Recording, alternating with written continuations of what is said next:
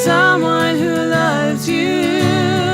I'll be the light guiding you through the night when the stars just refuse to shine.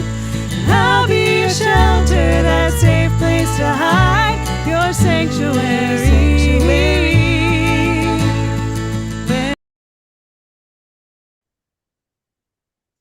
Hi, everybody. Welcome back to Everyone is Addicted. Today's guest, Emma, has graciously come on to share her knowledge and her experience with different types of addiction that maybe we don't always think about. But I'm not going to give what she's going to say away. I'm going to welcome her and let her talk. So, Thank you welcome, so Emma. much. Thank you so much, Jasmine. Thanks so much for having me. I love the concept of this podcast. Everyone is Thank addicted. you. I'm so down with that. Absolutely. That is so right.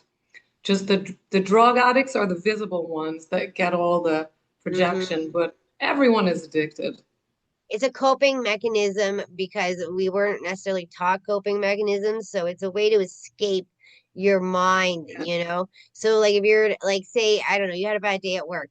What do? You come home and you play a video game or something for a couple of hours exactly. to take it away. Or you go to the gym, you know what I mean? Yeah, exactly. They're healthier addictions, but they're still addictions because you're not addressing the root cause of why you're feeling the way you're feeling, right?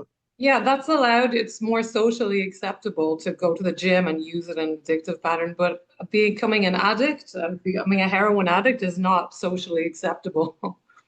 Or an opiate It's addict not or an allowed. alcoholic. Naughty, naughty. Yeah. Yeah.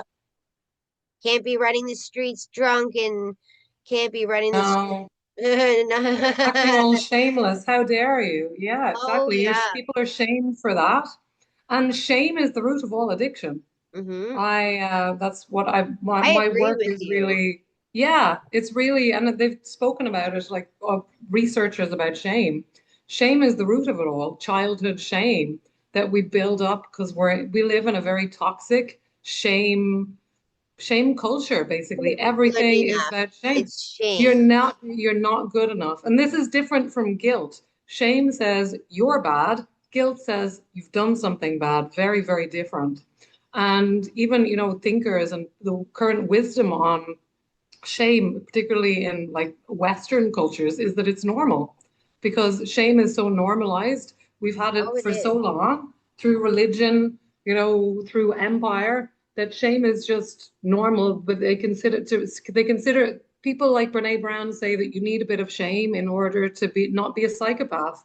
And I totally disagree with that. Yep. I think that there is no amount of shame that is healthy. And there's a huge difference between shame being normalized and shame actually as a normal thing that's inherent to being human. It is absolutely not. Shame is always toxic. It's always used as a way to control people. And that goes for the narcissist inside your head that tells you you're Wow. not good enough and My, that's how I was raised. My mother basically, if I was not good enough, like if we went to a friend's house per se, she watched everything I did and said.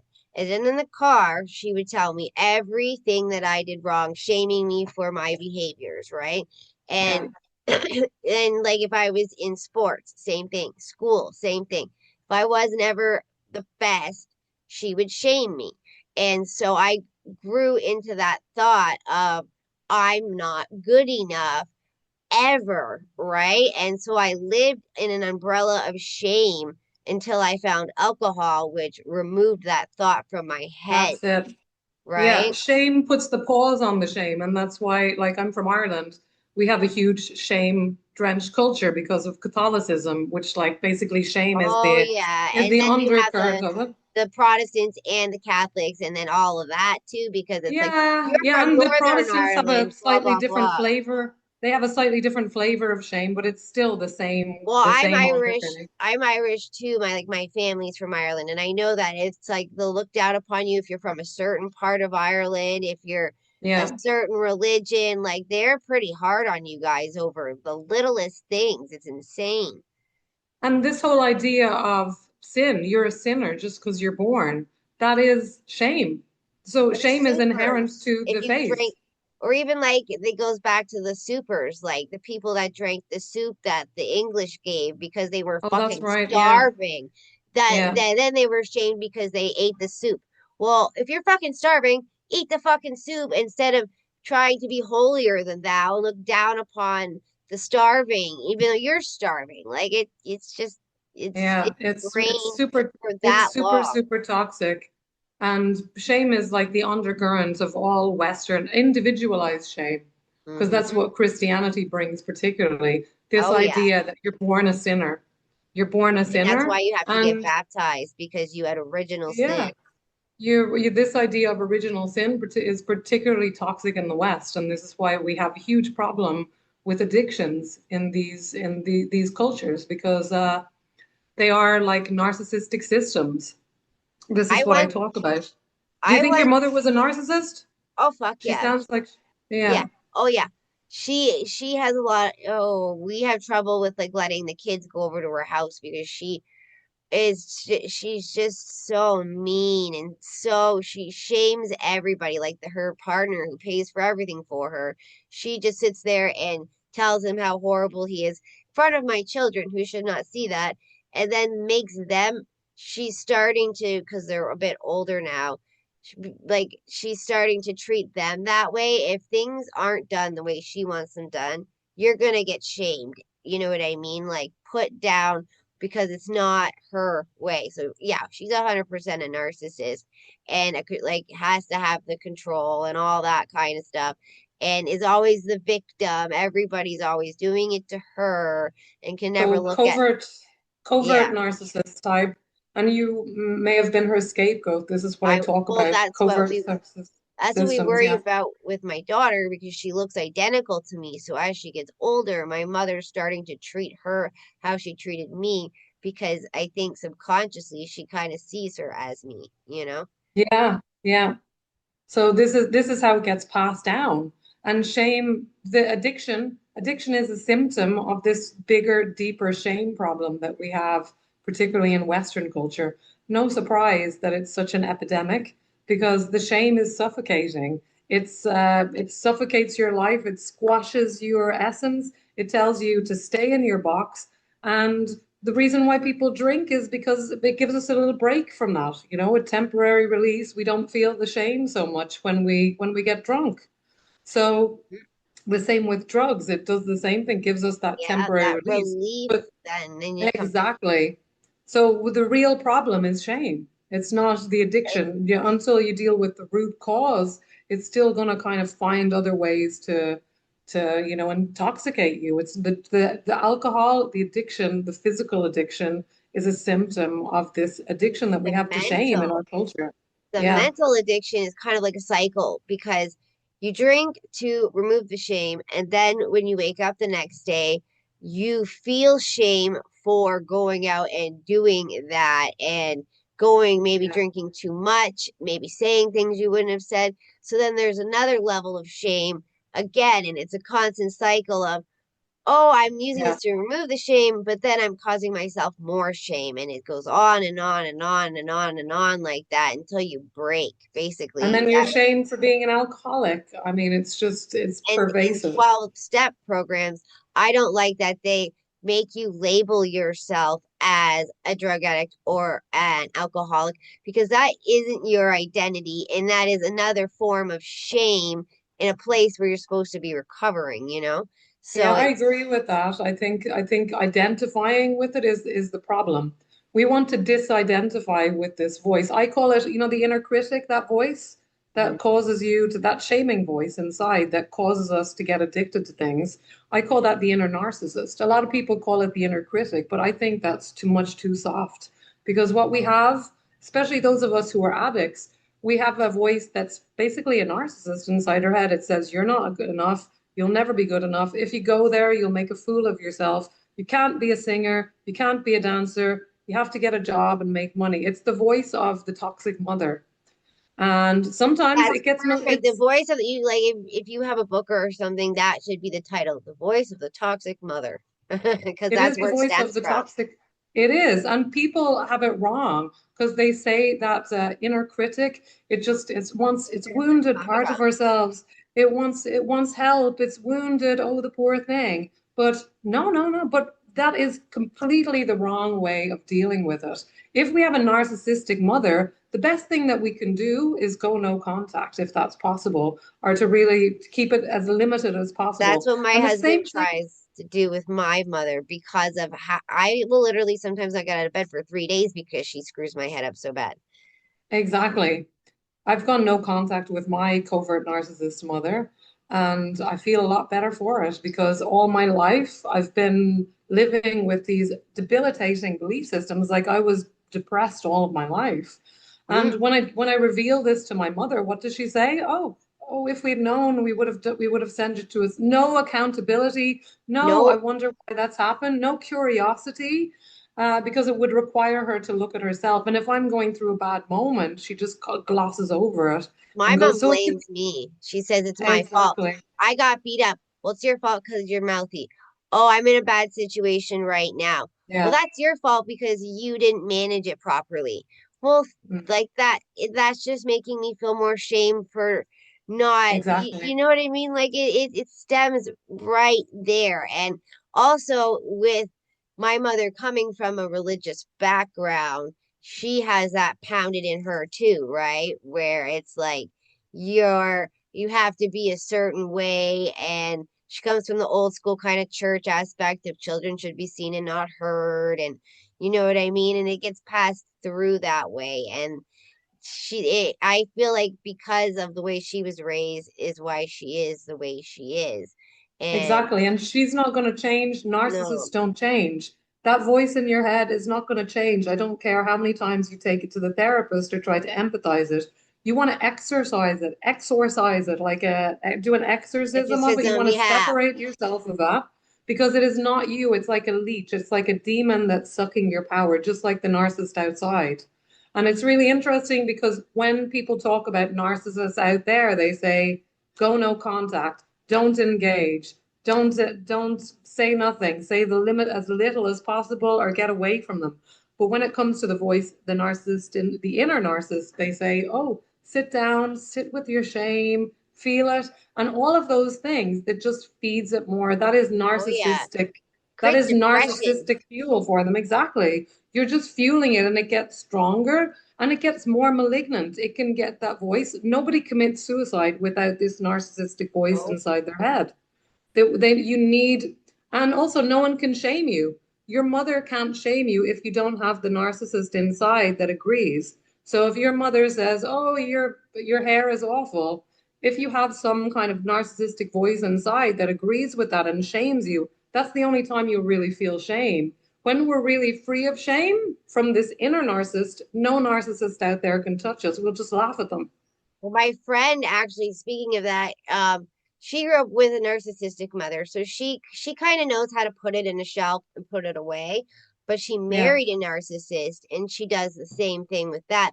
But her daughter has been coming forward and saying that her dad has been making her feel these feelings of shame and anxiety, and like that she's not good Or yeah. enough. And Yeah. now she's realizing, me knowing how to deal with it doesn't mean my 10-year-old knows how to deal with it. And what do I do with this? Do I leave him so that it saves her from this? Or do I teach her how to deal with it? But realistically, like you said, they should just separate, and the daughter will end up way more mentally healthy, especially as she goes into her teenage years, where are the years when this stuff really affects us. And Yes. so it's like a rock and a hard place, but I'm going to make her watch this because realistically, I know she doesn't want her daughter to experience what she did, and have to then rewire herself to be able to deal Yeah. with Because the truth of being brought up by a narcissistic parent is it's like you can't, it's like you have a lovely plant, and it's in toxic soil. Doesn't matter how much love and how much attention and how you water it and give it sun. If it's in toxic soil, it's not going to grow. So I, it. I use that analogy. The best case scenario is to get away from that energy as much as you can. That's And that's like I what I was know, want to yeah, say to her, but I don't want to hurt her feelings, but I don't want her to hurt her daughter, and I that's why I said that too, because or somebody who is more of an expert in this kind of like kind of stuff, right? So like for her, I think you would probably suggest to separate because it's just her daughter's not going to flourish the way she could, right? Like if we're going to use the Exactly. analogy. You can't flourish if you're being brought up by a narcissist and the narcissist is shaming you. And it's not always overt shaming. If you're the scapegoat of the family, it can be Well, emotional dumping. he's very religious, so he uses religion to shame them, Yeah. right? Yeah. And that's he's not even somebody that really is actually religious. He uses religion as a weapon towards his family. And Yeah. that's his way. It's because he's a narcissist, right? And he'll pull up Bible verses and be like, well, you acted like this, see, and it says in the Bible this, this, and this. And I've even had like in religion where I used to live, there was Virgin Mary, and I used to in hard times go and pray there by myself.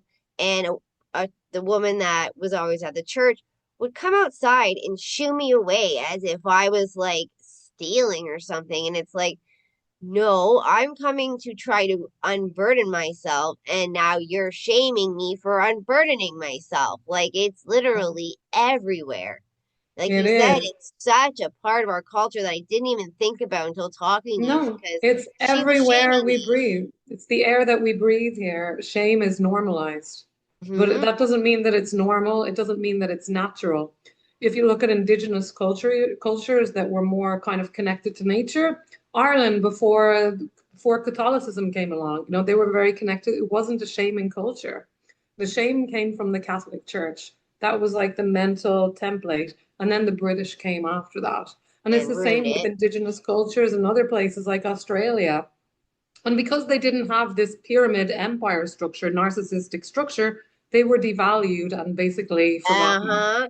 They were Yeah, devalued terribly. And like in Canada, they forced them to go to schools where they never seen their parents again. They've found thousands of children's bodies buried under these residential schools. Like it's sad. And it's all because they didn't want that version of culture to penetrate what was already put in place. yeah. But so what is it that you do for like are you like a therapist or like a like Well, I work with people to break free of shame. mhm, I help people to heal shame because I believe that shame is not a natural thing. And shame is the root of all addictions, all problems that we have, especially mental and emotional problems. They can all be traced back to shame pretty much.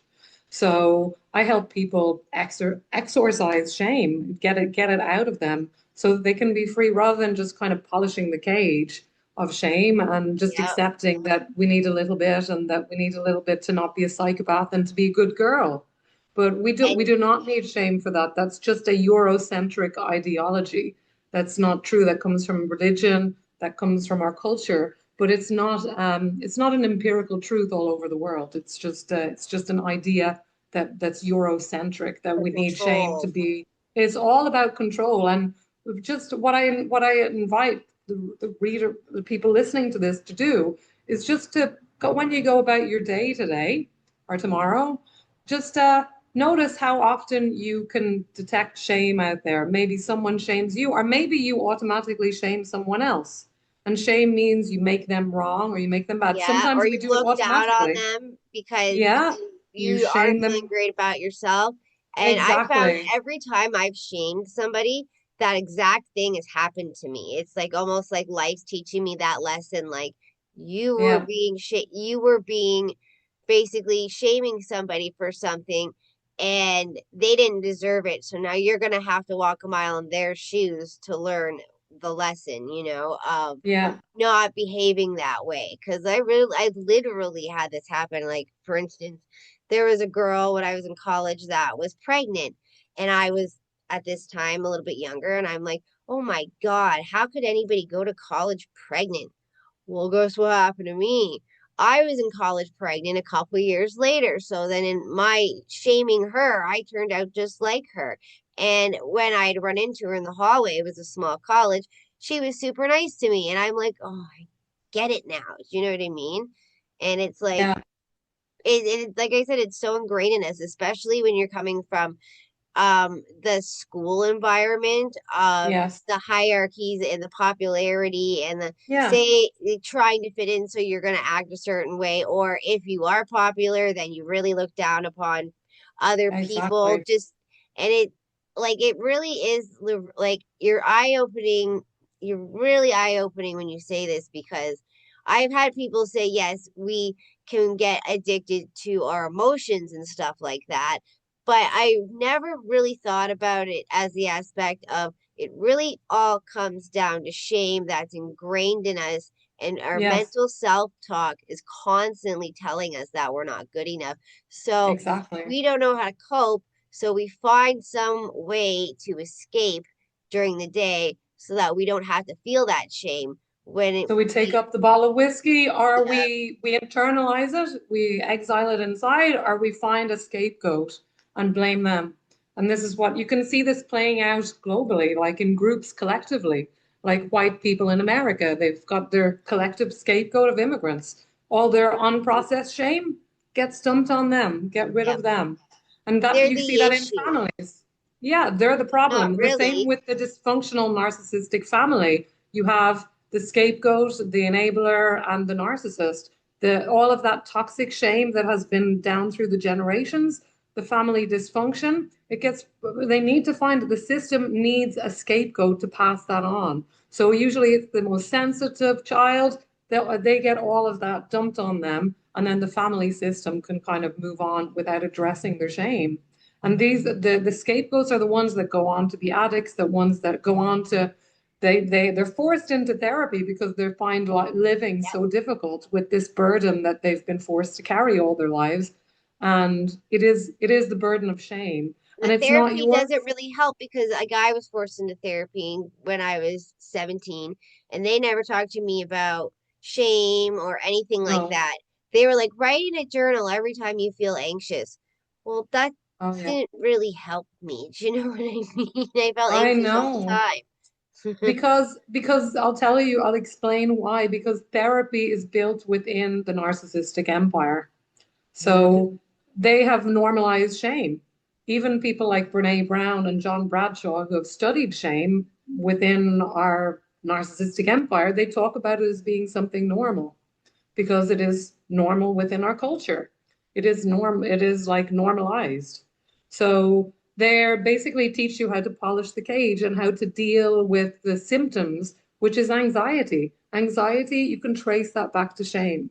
If you're anxious, you're socially anxious, it's because you have the inner narcissist in your head saying, you can't speak to them. What are they going to think? Oh my God, you look so ugly today.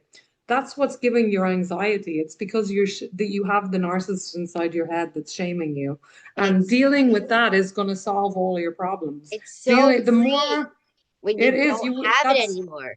When you said that, like, exactly. before I came on here this morning, I had my hair up in a bun and stuff. I just took it down, shook it out, was like, whatever, you know. But before, like, I had dealt with these kind of issues through my addictions doctor, I would have Hmm. spent 2 hours doing my hair and makeup just to talk to you. And what's the point in that? Do you know what I mean?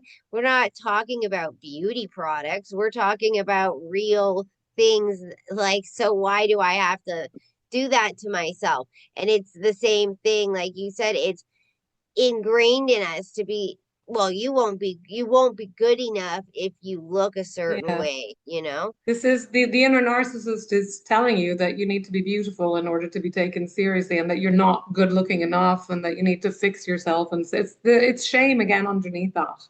And particularly with women, women are shamed all the time. This is why we have a higher dose of shame.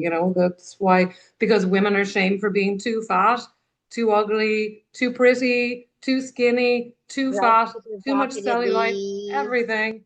Not fat enough, not too skinny, not attractive enough, too many lines on your face, too old, That's why so they all many have things. all that Botox and they all look Yes, like they think that that's beauty because that's what it's all for money, it's all for profit. So It they're gonna is. tell you you're more It's beautiful. all so it's I'll tell you what it is, Jasmine. It's all to cover up their shame. Hmm. And a lot So of that they people, I won't see it, so they won't they're trying not to feel it, but putting lipstick on a pig doesn't change the fact that it's still a pig. well, I actually So watched a documentary about she's a famous woman in the UK, but I don't remember her name. I okay, think it was Brooke, but I can't remember the last name. And she okay, did a documentary where she gained weight to see how it would affect her mentally, right? And she yeah, said that she noticed that she was putting on makeup and getting her nails done and trying so much harder to take the like look away from her waist to her face because she didn't want people to notice she gained weight.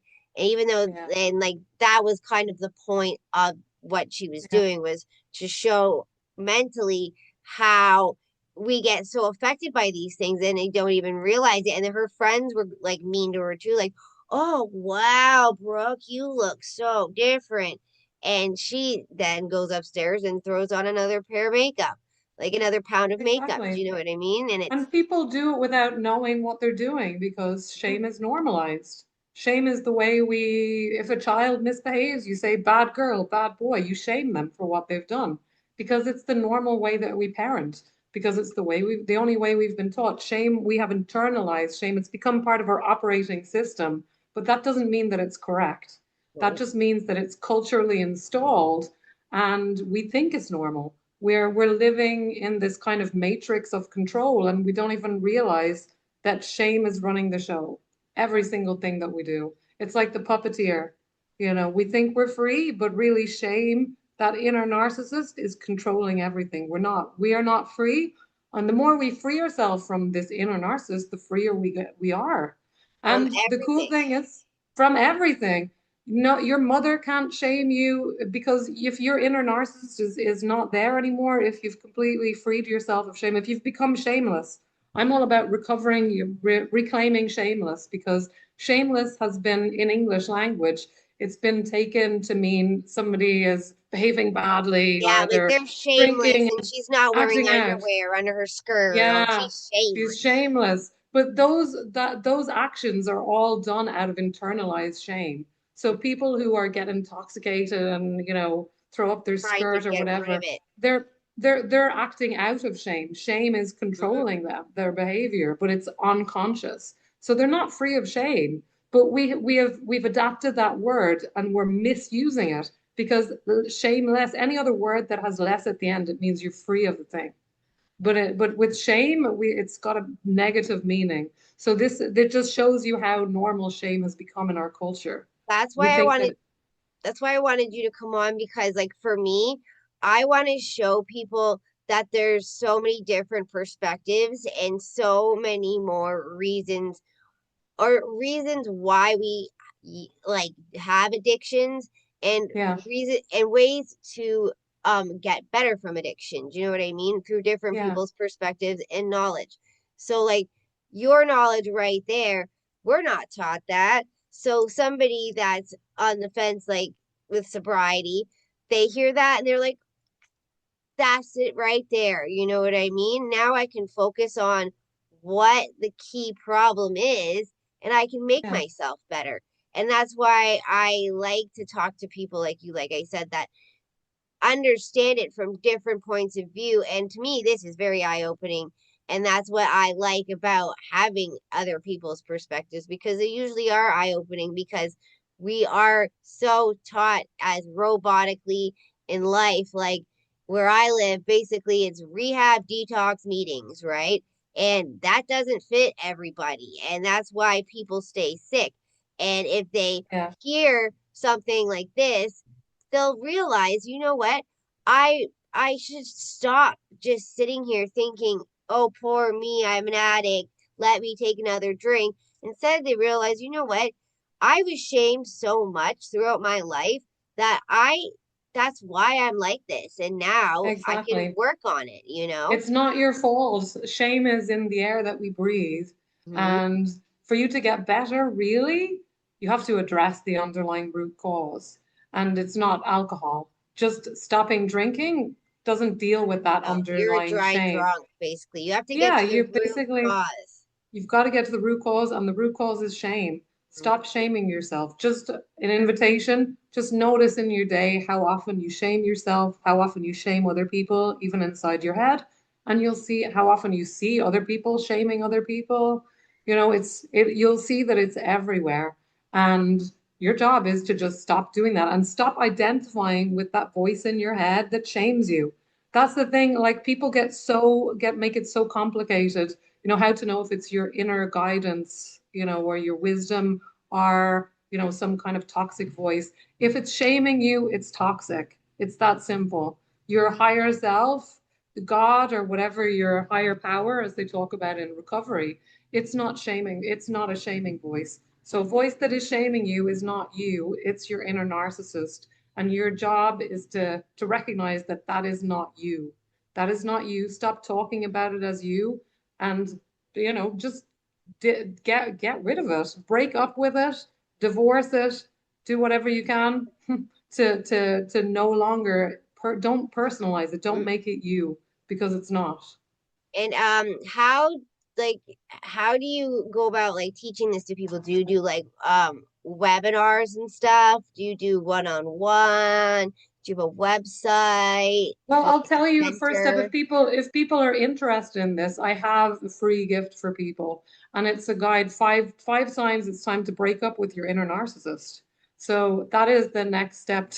Next step if people are interested in learning more about how I help people to do that, because this inner narcissist idea, nobody's talking about it like Like, that. yeah, Everyone's I think talking a about lot of it. people are gonna be like, bam, I want to talk to her about this because it makes Yeah. so much sense, you know?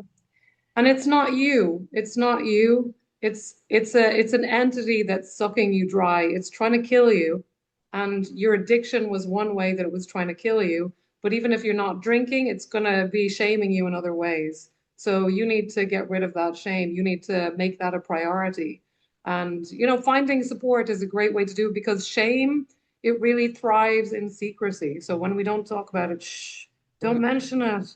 That is shaming. Yeah. Shame stays alive in the Reminds me of dark. church, you know, like, oh, Exactly. no, sweep it under the rug.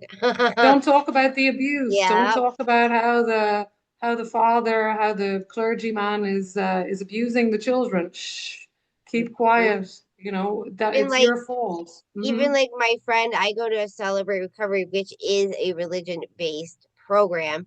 He was molested by somebody in the church, and he has been able to get over that, and he still goes to Celebrate Recovery because it's more uplifting than AA, where you're labeling yourself as an addict and you're talking about the past continuously, and it's not really a positive environment. Where with Celebrate Yeah. Recovery, it's more talking about you, what's going on, and how to kind of fix it. Do you know what I mean? Within yourself. But Yeah. like at the With same time, they're not saying shame at all. Nobody ever yeah. says shame.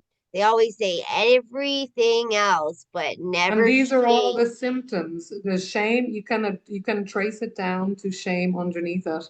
And I invite people who are going to 12-step meetings. 12-step meetings are great, but you can, You instead of need saying something I'm an else. alcoholic, yeah, but instead of saying that I'm an alcoholic, you can say I'm a grateful member of this fellowship, or I'm That's grateful to be a recovering alcoholic.